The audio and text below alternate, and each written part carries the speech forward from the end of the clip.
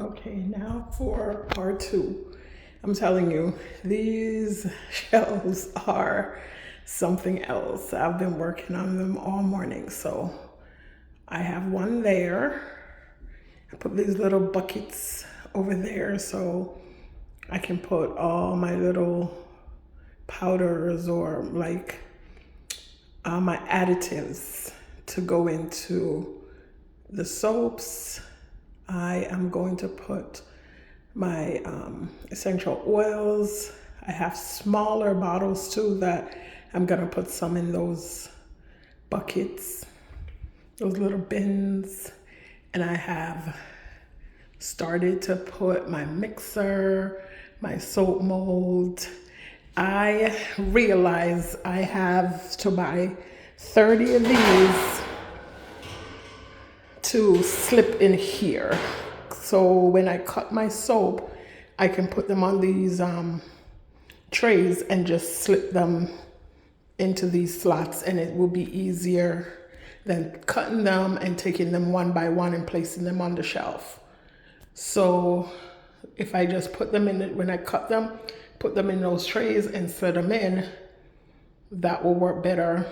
All these trays are, all these shelves right here, I'm going to label them so I put the same type of soap in the same slot all the time, so I don't have to figure out what's what in the end.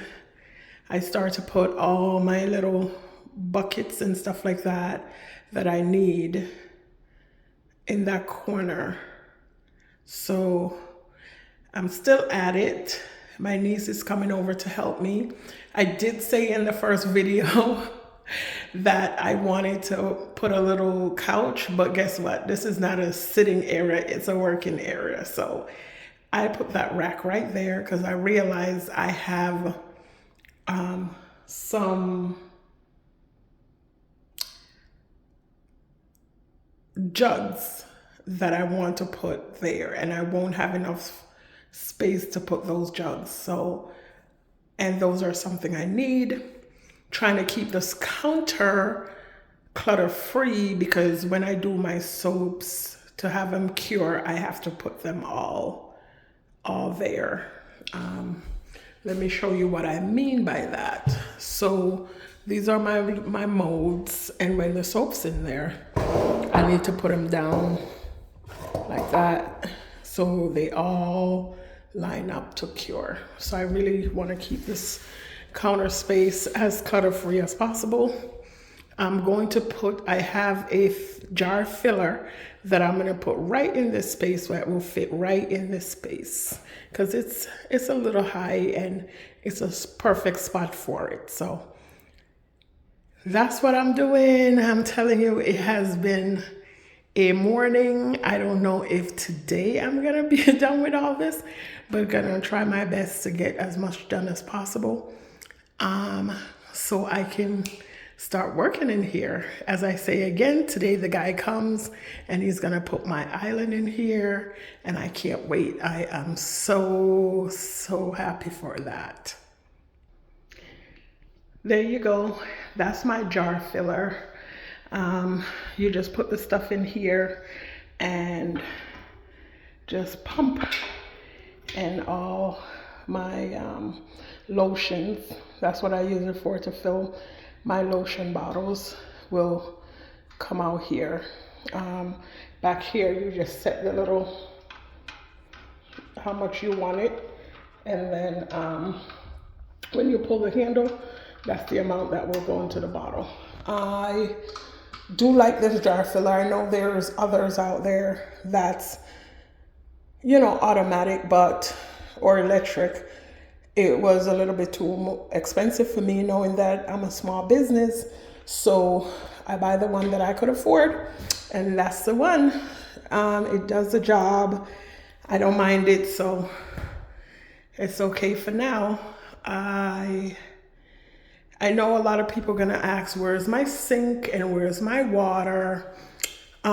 So I use distilled water for my soaps, and that's what I use for everything else. I don't And like my lotion, I use aloe water. So I don't use any tap water in anything I make. And I wanted a sink, but they told me it would be a huge, huge project. And the town was giving me hell about it because it has to be a different drain and all this stuff. So I up not to get the sink in here, knowing I don't use tap water for anything, only to wash my hands and kind of wash my stick blender off. So what I'm going to do, I have bigger buckets than these ones. I have a couple bigger ones, so I'm going to just get one with soapy water and one with clean water and use that to wash my stick blender. And I can get another one for my hands. But I do, actually, my kitchen is right up there. That's how close my kitchen is. Excuse the mess. It was a lot of construction going on here, so my backyard is a little messy right now, but that's gonna get cleaned up. And it's cold outside, so we couldn't clean anything up. It was a lot of construction. So that's where my kitchen is, guys. That's the kitchen window right there. And up the stairs through the glass doors, and I'm right in the kitchen. So I can just run out, wash my hands, wash what I need to, and come back down the stairs. It's not a long walk, so I was okay with not having the water. If I was further out where it will be a long ways to go to the house, then maybe I would have to push for the sink, but right now I'm okay. And again, we have an outside spigot right there, and my husband do have a sink that's still in a box. An outside sink. It's still in the box, so in the summertime I can put the sink up there, hook the water up, all set. So I have no issues with that. So there we go. I'm gonna continue adding stuff in here, do as much as I can, and you'll see the journey as I go on. Come back for part 3 so I can show you the progress.